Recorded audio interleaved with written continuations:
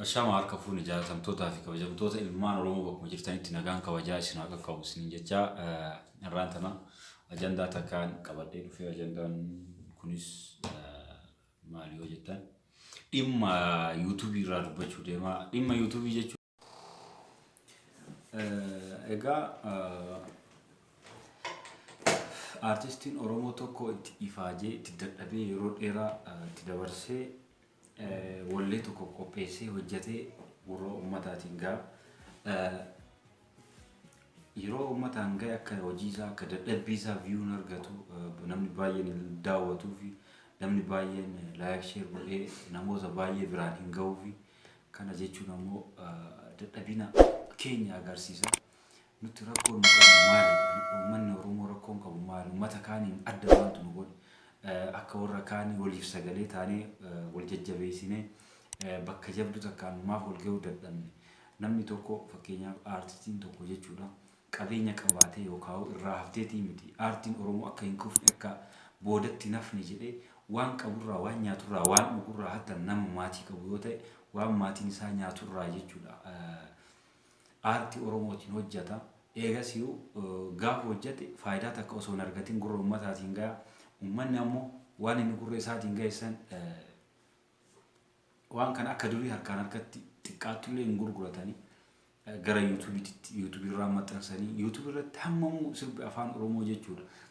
Gaaris ta'u hamaas ta'u itti ifaajee jechuudha.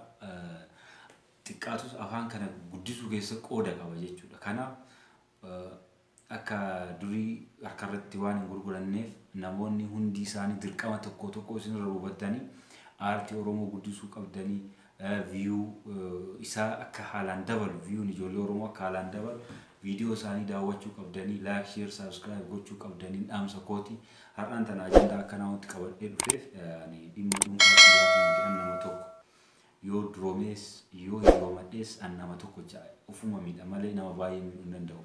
Garuu yoo qabaadhe saba Oromoo tajaajiluu danda'a, maatii kiyya tajaajiluu danda'a, eegas ammoo nama rakkataa biraa gargaaruu danda'a. Kanaaf namni qabu kamuu wal fayyada waan ta'eef haa qabaannu haa hojjennu kara biizinasii keessa haa seennu gama hundaanuu jechuudha. Kanaaf namni hundinuu kana ni beektan jedhee abdii qaba. Gamanumaan manni addunyaa kanarratti jechuudha fakkeenyaaf uummata Naayijeeriyaa yoo huban yoo fudhanne jechuudha. Karaa social media kanaan jechuudha karaa fakkeenyaaf YouTube kanaan miliyeenarra ta'anii jiran aktaroonni isaanii warri diraamaa hojjetan kanaaf miti ati diraamaa guddaa warra hojjetanii miti Hollywood fi Bollywood warra hojjetan osoo hin taane ganduma keessatti fiilmii xixiqqaa warra waraaban hedduun isaanii miliyeenarra. Keenyaa immoo sadarkaa olii irratti fiilmii namoonni hojjetaniyyuu uummata akka hin qabani waan nyaatanii dhuganiyyuu hin qaban jechuudha. Fakkeenyaaf miliyeenarra ta'uu miti. Kana jechuun uummata Oromoo yoo ta'in uummatni addunyaa afaan isaa akka gaarii guddisaa waan walii akka gaarii jabeessaa viidiyoo walii hin daawwatamu fakkeenyaaf view addunyaa irra jiru keessaa jechuudha. Viewun nama xiqqaadhaan laallamu viidiyoo nama xiqqaadhaan laallamu viidiyoo uummata Oromooti. Dhugaan jirtu tana. Viidiyoo uummata Oromoo namni baay'een hin daawwatu Oromummaan hin daawwatu amma fakkeenyaaf viidiyoon Habashaa numa keessatti jechuudha viidiyoo warra ilmaan Habashaadha sirba tokko yeroo dalagan sirbaa miti pranki tokko dalaganii yeroo darban waan afaan naftanyaa san ta'eef ta'ee ani irraan beeku sa'a takka booda view kuma boy akkas tulaalama guyyaa lama sadii ammoo miliyoona akkas tulaalama jechuudha. Kun maaliif ta'ee namni keenya afaanumaan odeessa malee bakki inni ool bakki inni daawwatu bakki inni wanta garagaraa bakka biraati wal quban qabduun wal duukaa laga dheedee akka jedhan san Oromoon wal quban qabdu artistii ofii quban qabdu wal guddisuun beektu wal jajjabeessuun beektu wal cinaa dhaabbachuun beektu boru namni kun yoo guddate na fayyadaan beektu nu keessatti kan dhalate maali hinaafaadha. Namni tokko YouTube banatee as dhufee anuma yoo haa ta'u nama biraa haa ta'u abbaan fedha YouTube banatee as dhufee Oromooti subscribe naa godha yoo inni jedhe bakka tuffachuu qeequu xiqqeessuu akka inni lammata dhufee waa takka hin goone gochuutu saba Oromoo keessa jira jechuudha. Kuni maaliif ta'a? Kun ta'uu hin qabu.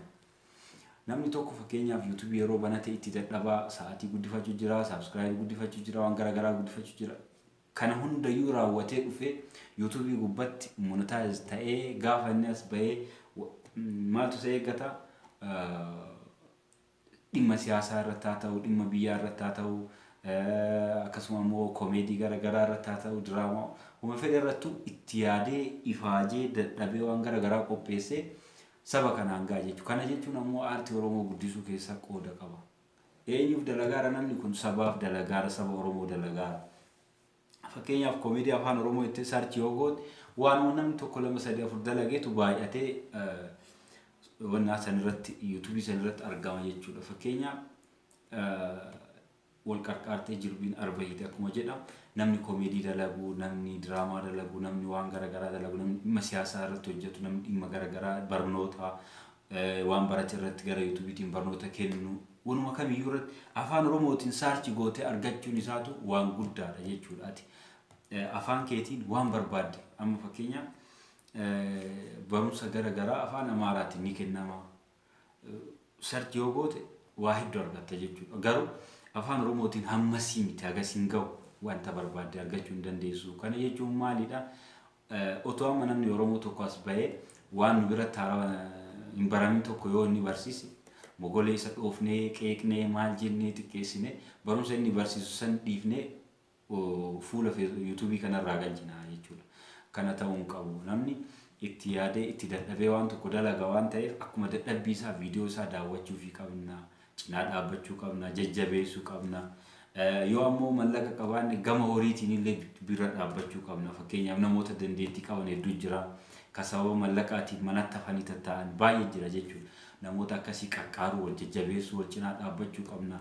Nuti kallattii takka qofa laallee deemuu hin qabnu. Fakkeenyaaf dhimma siyaasaa bicha wal qoccolaa ooluu hin qabnu. Dhimma siyaasaa qofa wal fixaa ooluu asii gamaa gamanaa wal tokkosaa ooluu hin qabnu. Oromoon gara maraanuu jabaatee of danda'uu qaba. Fakkeenyaaf aartiin Oromoo of danda'uu qaba. Aartistiin Oromoo illee akkasuma of danda'uu qaba jechuudha. Bara mara aartistiin Oromoo yeroo dhibame yeroo rakkate yeroo maal ta'e qarqarsa gaafachuuniif ammallee waan inni yaalamuun barbaaduuniif hafuu qaba jechuudha. Aartistiin Oromoo akkamitti duroomaa akkamitti guddataa akkamitti of danda'a jennee itti yaaduu qabna. Waan inni hojjetee nuun gahe share goonee waliin geennee akkasitti baramuu qaba YouTube irratti waa daawwachuuf jechuudha. Asumaan haasaa kiyyallee asumarratti gabaabsa. Yaa saba Oromoo isin saba gaariidha. Saba yoo bishaan gaafatan saba aannan namaa kennu. Kana waan taataniif jabaadha wal cinaa dhaabbadha wal jajjabeessaa.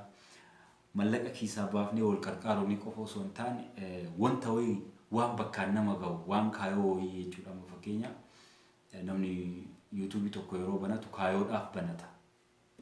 Ajandaan kiyyaarraa YouTube dhadhee jalqabuma isinitti himeera. YouTube yoo banatu namni ajandaa kaayoodhaaf banata. Kaayoon kun maalidha?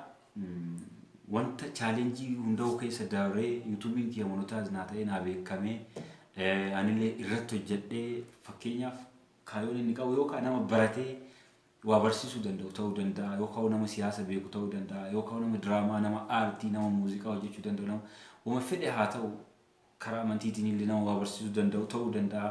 Kaayoo tana laalli ati karaa kanaan saba kiyya barsiisa saba kiyya qarqaaraa ittiin waan akkanaa hojjedha mallaqa qofa ittiin argadhaa miti. Kaayoo akkasii qabaachuu danda'a. Kaayoo kana garuu ka galma ga'uuf yoo isin jajjabeessitan qofa. Kanaafu namoota akkasii jajjabeessaa cinaa dhaabbadhaa isiniin jedha. Asumaan turtii gaarii isiniif hawwaa jiraadhaa. Yeroo gaarii qabaadhaa.